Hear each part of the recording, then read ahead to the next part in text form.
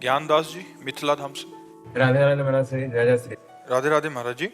महाराज जी, गुरुदेव भगवान की कृपा से एक गुरुनिष्ठ साधक के जीवन में नाम जप, गुरु प्रदत्त मंत्र जाप और भगवत चिंतन प्रतिदिन होता है। साधक हर परिस्थिति में इस जन्म में भगवत प्राप्ति करना चाहता है तो उसे और क्या करना चाहिए और क्या सावधानियां बरतनी चाहिए? सत्संग, विचार, क्षमता और मनोनिग्रह ये बहुत आवश्यक है। सत्संग के द्वारा प्राप्त विवेक से हर समय हम विचार परायण रहें, कहीं कोई असत वृत्ति हमको प्रिय न लगने लगे। असत क्रिया, असत चिंतन, असत वृत्ति, जैसे पराई माता बहनों की तरफ गंदी दृष्टि, धन के द्वारा प्राप्त होने वाले सुखों में प्रियता, मान बढ़ाई, यश कीर्ति, ये सब असत वृत्ति हैं। तो सत्संग के द्वारा प्राप्त विवेक से हम सावधान पूर्वक, विचार पूर्वक इनसे बचते रहें। और क्षमता, मान अपमान में सम, निंदा स्तुति में सम, सुख दुख में सम, जय पराजय में सम। सम एक बहुत शीतलता है। और संतोष, जैसी परिस्थिति हमें भगवान ने दी है, हम किसी से, ना भगवान से ना किसी इंसान से, परिस्थिति के परिवर्तन की चाह ना करें। सत्संग, विचार, मनोनिग्रह, हमारा मन जहां जहां जाता है वहां से हटा करके अपने लक्ष्य में लगाना। बार बार ऐसा हम अभ्यास करें और विचार विवेक के द्वारा वैराग्य पूर्ण जीवन रहे। तो सत्संग, विचार, मनोनिग्रह, शम और संतोष, ये 5 लक्षण जिसके हृदय में हैं वो भगवान की कृपा से भगवान को प्राप्त कर लेगा। नित्य सत्संग मिले हैं और विचार परायण प्रतिपल रहे, क्योंकि मन हमारा भोगों की तरफ भाग रहा है तो हम विचार के द्वारा काटे उसे। सब लोग भोगी रहे हैं। अगर वास्तविक चैन, सुख, शांति होती तो ये लोग हो जाते। सब अशांत है, सब क्लेशित है। आखिरकार कितने दिन भोगेंगे? आखिरकार इस शरीर अविनाशी तो है नहीं, मरेगा तो है ही। फिर हमारे हाथ क्या लगा? तो विचार के द्वारा हम भोगों का त्याग करें, मन को जहां जहां जाए वहां से हटाकर अपने लक्ष्य पे लगाएं। मनोनिग्रह और सम, द्वंद्वों में सम रहना सीखें। सुख दुख में, लाभ हानि में, मान अपमान में सम रहना सीखें।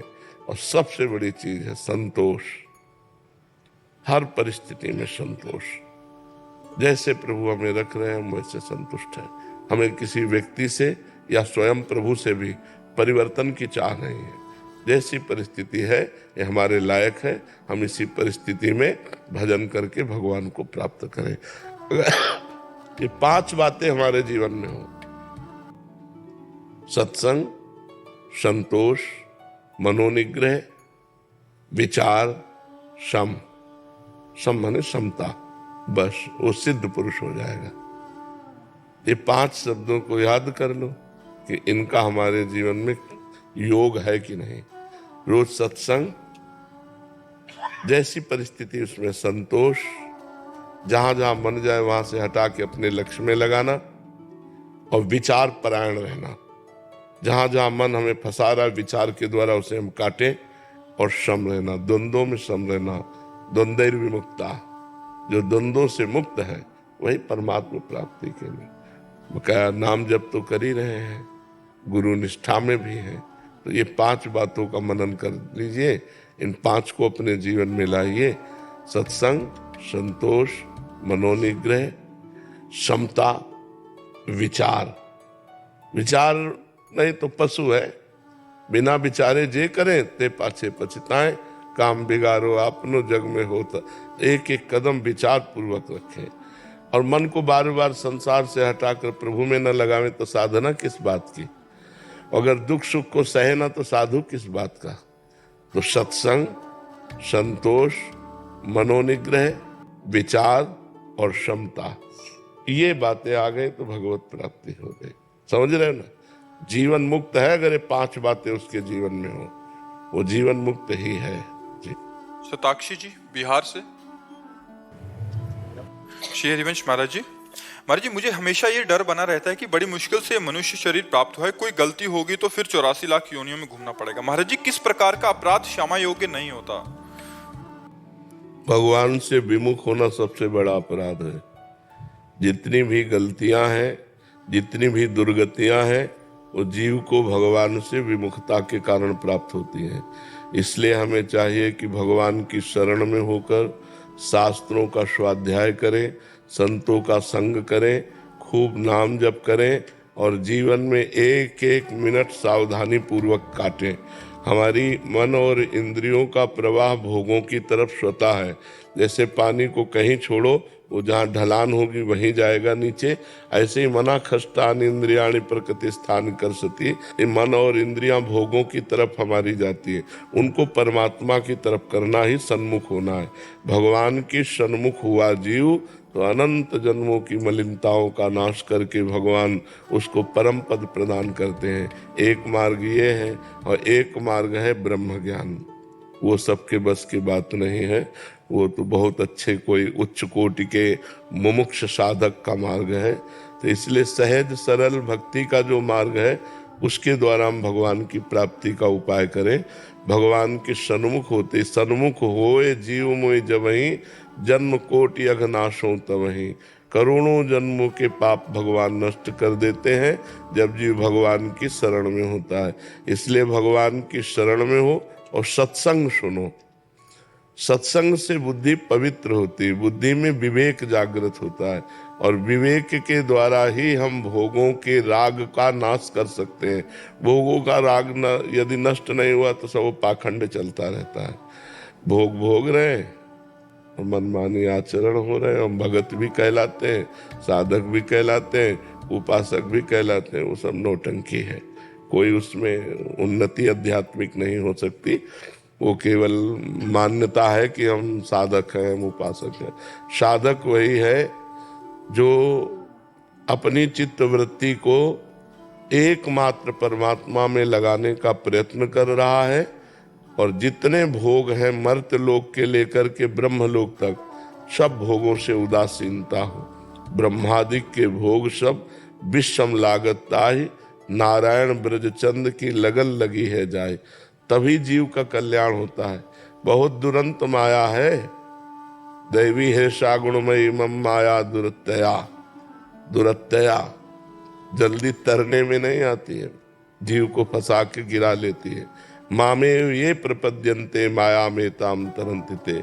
जो मेरी शरण में आ गया वो माया से तर गया। तो भगवान की शरण में हो, नाम जप करो, सत्संग सुनो, पवित्र भोजन भगवान को अर्पित करके पाओ, गंदे आचरणों से बचो, तो ये जन्म सार्थक हो जाएगा। सबसे बड़ा अपराध है भगवत विमुक्ता। कहे हनुमंत विपत्ति प्रभु सोई, जब तो सुमिरन भजन होए। अगर सुमिरन भजन हो रहा तो कोई भी अपराध बन गया हो, अब चिंता करने की जरूरत नहीं, सब पाप नष्ट हो जाएंगे। अहम तो हम सर्व पापेभ्यो मोक्षयिष्यामि मा शुचः। मैं तुम्हें समस्त पापों से मुक्त कर दूंगा, भगवान कह रहे। तो हम भगवान की शरण में होकर नाम जप करें। जी वैष्णवी जी कनाडा से, राधे राधे राधे। महाराज जी, क्या संत महात्मा के दर्शन से हमारे कर्म कट जाते हैं? अगर हाँ तो इस जन्म के और पुराने जन्म? देखो, हम ज्यादा भावुकता वाली बातों को नहीं। क्या आपने संतों के दर्शन नहीं किए? आप विचार करके देखो, क्या आपके कर्म बंधन कट गए? नहीं। क्या संतों के पास जो है सबके कर्म बंधन कट गए क्या? नहीं। संत जो कह रहे हैं वो बात मान लो तो कर्म बंधन कट जाएंगे। अगर संतों की आज्ञा का पालन नहीं किया, संत शास्त्र के अनुसार नहीं चले, तो केवल देखने से कर्म बंधन नहीं कटते। भगवान को भी अर्जुन जी देख रहे हैं, लेकिन वहां भगवान भी गीता का उपदेश कर रहे हैं कि ऐसा करो, ऐसा करो, मेरा अनन्य चिंतन करो, मेरे मन वाले बनो, ऐसा करो, ऐसा करो, आदेश कर रहे हैं। हाँ, संत दर्शन हमारे भाग्य का विषय है। संत दर्शन बड़े सौभाग्य से मिलता है, पर उसका खास सौभाग्य क्या है संत दर्शन का? उनके वचन, उनके 4 वचन हम सुने और उन्हीं को अपने जीवन में उतार लिए तो हम स्वयं साधु बन गए। अगर हम केवल देख लिया और मनमानी आचरण कर रहे हैं तो देखने मात्र से बात नहीं बनने वाली। संत का दर्शन यद्यपि पापों का नाश करने वाला होता है, संत दरस जिम पातक टरें, और आपने कर्म बंधन की बात कही, तो कर्म बंधन तभी कटते हैं जब संत आज्ञा पर जीवन चलाया जाए। जो संत हमें आदेश कर दे उसके अनुसार जीवन चलाया जाए तो हमारे कर्म बंधन कट जाएंगे। पारसनाथ पटेल जी। बोल राधे राधे महाराज। राधे राधे महाराज जी। महाराज जी, हम कोलकाता से वृंदावन पद यात्रा करके आए हैं। रास्ते में एक जगह हम रुके, वहाँ एक माता जी ने हमें दही रोटी खिलाई थी। तो महाराज जी, क्या वो श्री जी के रूप में आई थी? और जब हम श्री जी के दर्शन करने गए तो वहाँ किसी ने चुनरी प्रसादी दी, तो महाराज जी वो श्री जी। ये सब बाहरी बातें हैं, ये सब बाहरी बातें हैं। सब में भगवान है। किसी को प्रेरित कर दिए, कोई रोटी पवा दिया, कोई कहीं भगवान के धाम में गए, आपको दैन्य देखकर भगवान ने चुनरी उड़ा दी। हमारा थोड़ा चिंतन अलग है। आपका चिंतन क्या बन रहा है? अगर आपका चिंतन परमात्मा चिंतन नहीं हो रहा तो चुनरी क्या करेगी, हमें बताओ। आपका परमात्मा चिंतन नहीं हो रहा है, एक हम कहें परमात्मा ही आके हमको एक टाइम भोजन पवा दिए स्वयं अपने हाथ से, हमारा चिंतन सांसारिक बन रहा है, तो हमें लाभ क्या मिला? मतलब हमारी मेन बात रहती है अध्यात्म में। इन सब बाहरी बातों में नहीं रहती कि सौभाग्य है, भगवत प्रसादी मिली। प्रारब्ध है कि कोई आके हमें दही रोटी पवा गया, तो कोई क्या, सब में परमात्मा विराजमान है। श्री जी आकर के निकुंज से हमें दही रोटी तो पवाएंगे नहीं, किसी को प्रेरित कर देंगे और वो आकर के हमें कुछ भी पवा। खास बात पूरे जीवन भर यही सब देखते रहे, पर हम सब काटते रहे। हम आते ही हो तो छुप के क्यों आते हो? डरते हो क्या? हम तुम्हारे आशिक हैं, तुमसे प्यार करते हैं, तो आओ खुले पर्दे में आ। ये क्या पर्दा लगा के कि उनके रूप में क्या वही थे क्या? तो सब रूपों में तो तुम ही हो, उसमें कोई अंतर थोड़ी है। हाँ, अब तुम्हारी हम मंडन करते हैं इस बात का कि आप इतनी दूर से वृंदावन पैदल आए हो, आपको दंडवत है, प्रणाम है, पर इसका फल होना चाहिए भगवान की भक्ति। क्यों, क्या लक्ष्य लेके आए हो? महाराज जी, हम यही लक्ष्य से आपका वाणी सुन के चले कि हमारा भजन बढ़े, श्री जी हमें ये सृष्टि में भेजी है तो उनके लिए कुछ करे। और आप किसी से कहना मत कि मैं पैदल आया हूं। जितने से कहोगे आपका पुण्य नष्ट होता चला जाएगा। ठीक है, बहुत मेहनत की है, वो परमात्मा को समर्पित कर दो। हे भगवान, आपने बड़ी कृपा की जो हमको पद यात्रा द्वारा वृंदावन बुलाया, और यहाँ वृंदावन की भी परिक्रमा कर लेना। ठीक है, वृंदावन की परिक्रमा कर लेना, बिहारी जी से आंख लड़ा लेना जाके, महाराज बड़ी कृपा की बुलाया। पूरा महाराज जी परिक्रमा करके गोवर्धन परिक्रमा किए, बरसाना करते, इधर करते। हाँ, यही सब लाभ है। और अब इसका प्रचार प्रसार मत करना, चुपचाप गुप्त रखना। ठीक है जी। मिथिलेश कुमार जी, प्रयागराज से। राधे राधे महाराज जी। महाराज जी, आपके चरणों में कोटि कोटि प्रणाम। महाराज जी, यूट्यूब के माध्यम से 1 वर्ष से अधिक समय से आपको एकांतिक वार्तालाप और सत्संग माध्यम से सुन रहा हूँ, और राधा कृष्ण जी में मेरी प्रीति बढ़ रही है। महाराज जी, राधा राधा का संगीत में जाप करने में मन लगता है, लेकिन बिना संगीत में जाप में मन जल्दी जल्दी भाग जाता है। महाराज जी, दोनों के फल में समानता रहेगी महाराज जी, या कोई अंतर होएगा? संगीत में अगर जपूंगा तो जैसे संगीत मतलब लगा लिया, तो जैसे महाराज जी शायद संकीर्तन लगा लिया, राधा राधा का जो कीर्तन होता है उसके साथ साथ राधा राधा। जब मन भगे तो संगीत में लगा लिया, नहीं संगीत के बिना भी जपने का अभ्यास कीजिए, क्योंकि मन को निर्विषय करना है। शांत बैठे हैं, मन भगवदाकार हो रहा है, राधाकार हो रहा है। अब इसको कैसे करेंगे? अगर केवल संगीत, तो बहिर्मुख वृत्ति हुई ना। श्रवणेंद्री के द्वारा संगीत सुनते हुए नाम अच्छा है, मंगलमय है, लेकिन इतना ही नहीं है। इसको छोड़ करके भी जपना सीखो। उसमें मन भागे तो बार बार घसीट करके लाओ राधा नाम में। इसी को तो साधना कहते हैं। मन जहाँ जहाँ भाग करके जाए उसको वहाँ वहाँ से हटाकर अपने लक्ष्य में लाना ही साधना है। तो हम राधा नाम लिख रहे हैं, राधा नाम सुन रहे हैं। अब हमारा मन भागकर विषय में गया, फिर उसे लाए राधा नाम में, फिर भागा, फिर लाए, तो धीरे धीरे हमारा मन लगने लगेगा। थोड़ा ये भी अभ्यास करो। संगीत से तो सुनो ही, बिना संगीत के भी अभ्यास करो जी। आंचल शर्मा जी दिल्ली से। राधे राधे। राधे राधे महाराज जी। महाराज जी प्रतिदिन ऑफिस में जाते हैं, जो हमारे लंच जब हम करते हैं तो महाराज जी उस समय हम भोग कैसे लगाएं महाराज जी, ऐसी स्थिति है। भावना के द्वारा। सर्वत्र भगवान है तो हमारे अंदर भी भगवान है। ये बात तभी सिद्ध हो सकती सर्वत्र जब हमारे भी अंदर है। तो अगर हमारे घर में ठाकुर हैं और घर में हम पा रहे हैं तो पहले उनको पवा के पा रहे हैं, और यदि हम कहीं बाहर हैं तो हम आंख मूंदे अपने हृदय के ठाकुर को प्रेरित करें कि प्रभु अब हम पा रहे हैं, आप पा लीजिएगा। राधा वल्लभ लाल की जय बोला और बस पाना शुरू कर दिया, वो भोग लग गया। समझ रहे ना, हम भगवान का जो ही अहम वैश्वानरो भूत्वा प्राणी नाम देह माश्रिता, भगवान कहते मैं वैश्वानर अग्नि के रूप में समस्त प्राणियों के हृदय में विराजमान होकर उनकी जठराग्नि बनकर अन्न को पचाता हूँ। तो पचाता कौन है? भगवान ही तो पाते हैं।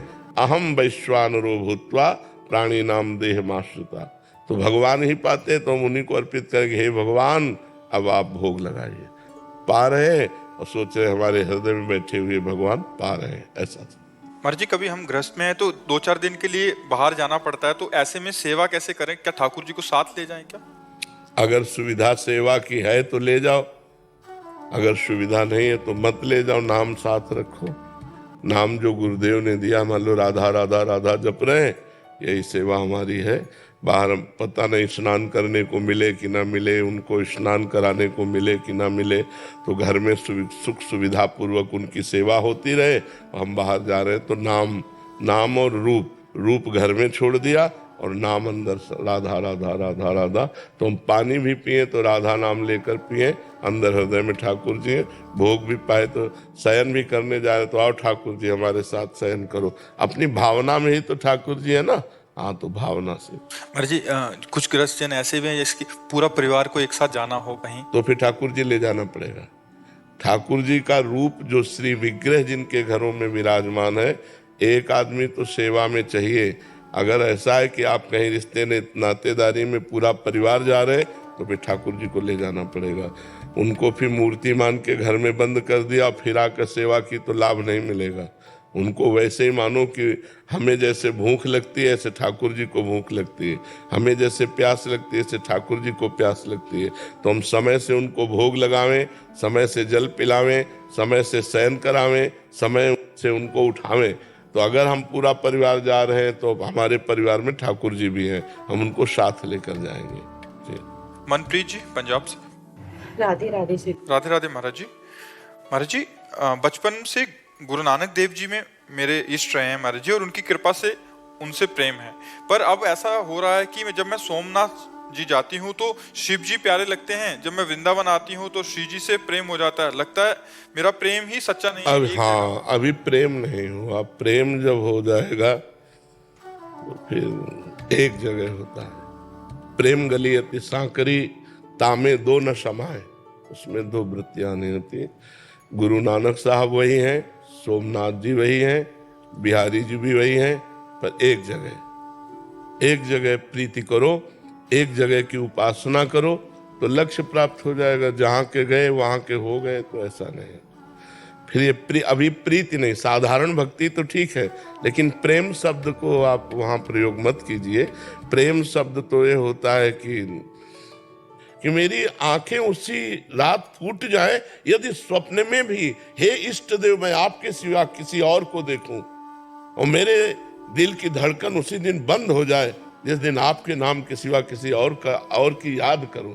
तो प्रीति अभी न लाज तीन लोकन की, न वेद को कहो करे, न शंख भूत प्रेत की, न देव जच्छते डरे, सुने न कान और की, दृश्य न और इच्छा। जहाँ हमारी प्रीति हो गई वही हमारे लिए सर्वोपरि है। हम दूसरी तरफ आंख उठा के नहीं देख सकते। हमारे हरिवंश महाप्रभु कहते हैं, रसना कटो जो अन रटो, निरखि अन फुटो नयन, श्रवण फुटो जो अन सुनो, श्री राधा जसवैन। यदि लाडली के सिवा और नेत्र कुछ देखें तो फूट जाए, अगर लाडली के सिवा कान कुछ और सुने तो फूट जाए, यदि राधा किशोरी के सिवा हमारी जबान कुछ बोले तो कट जाए।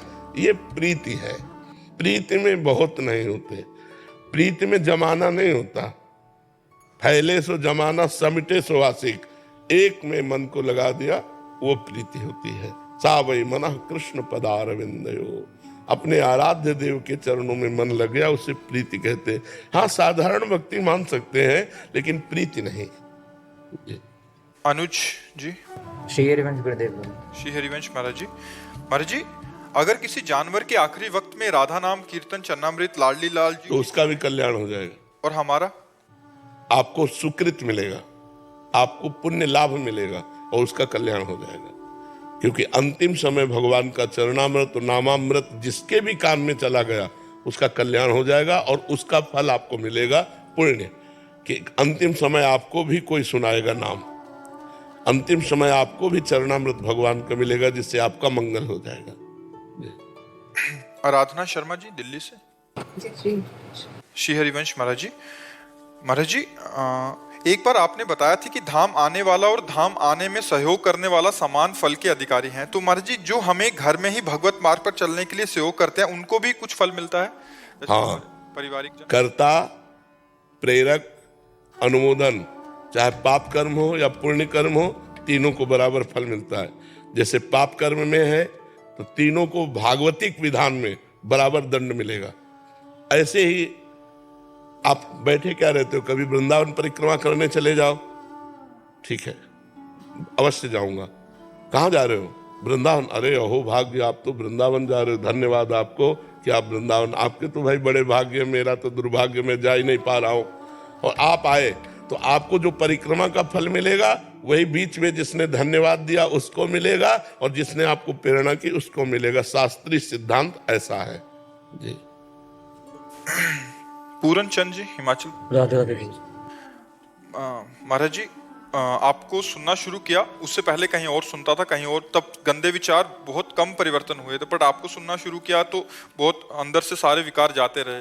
ज्यादा ज्ञान बढ़ता जा रहा है आपकी सत्संग उपदेश से। क्या ये सब भगवान की ही रचा हुआ होता है? जैसे कि खास सत्संग संत के उपदेश को सुनकर उद्धार होता है जैसे किसी का, तो ये भगवान का रचा हुआ होता है या खुद से ही, मतलब कृपा हुई इन पे कि आपका सत्संग सुनने? हाँ, बिनु हरि कृपा मिले नहीं संता। पर परिवर्तन तभी होता है, जबान से परिवर्तन नहीं होता। यदि हम खुद गंदे हैं और तुम्हें अच्छे का उपदेश करें तो कभी परिवर्तन नहीं होगा। जो हमारे अंदर है वही तुम्हारे अंदर प्रभाव डालेगा। अगर हमारे अंदर नहीं, हम केवल प्रवचन करें तो प्रभाव नहीं पड़ेगा, मनोरंजन पड़ेगा, तालियां मले पीट के चले जाओ। जब हम सच्चाई से चलेंगे, जब हम जो अपने आचरणों को सुधार रहे हैं, हम जो भगवान से प्रीति कर रहे हैं, अब बोलेंगे तो प्रभाव तुम्हारे दिमाग में बैठ जाएगा और तुम्हारा परिवर्तन कर देगा। तो भगवान जब द्रवित होते हैं तो वो अपने जनों का संग देते हैं। जब द्रवहि दीन दयालु राघो तो साधु संगति पाइए। जब भगवान कृपा करते हैं तो संतों का संग मिलता है, और जब संतों का संग मिलता है तब जीवन का रंग बदल जाता है। यही है संत संग का परिणाम। यदि हमारा जीवन परिवर्तित नहीं हुआ तो सत्संग क्या? सत्संग के लिए कहा है, तात स्वर्ग अपवर्ग सुख धरी तुला एक अंग, तूलन ताहि सकल मिल जो सुख लव सत्संग। स्वर्ग के सुख और मोक्ष के सुख को भी सत्संग के आगे लघु कर दिया। तो क्या सत्संग? जो हमारे नीच कर्मों से हमको उबार करके अच्छे कर्मों में लगाकर भगवान से प्रीति करा दे, उसी का नाम सत्संग है।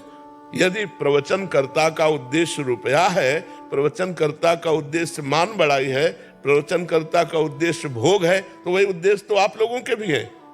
रुपया मिले, भोग सामग्री मिले, मान बढ़ाई मिले, तो दोनों तो एक जैसे हो, तो परिवर्तन कैसे होगा? परिवर्तन तब होगा जब एक का उद्देश्य हो भगवान, और उसके वचन से जब हम सुनेंगे तो हमारा परिवर्तन हो जाएगा। भले उसमें शास्त्रीय शब्द न हो, भले ग्रामीण शब्द हो, सहज शब्दों में बोल दे तो तुम्हारा कल्याण हो जाएगा, क्योंकि वो सच्चाई से भजन मार्ग में चल रहा है, वो भगवान का निज जन है, तो उसका प्रभाव पड़ेगा।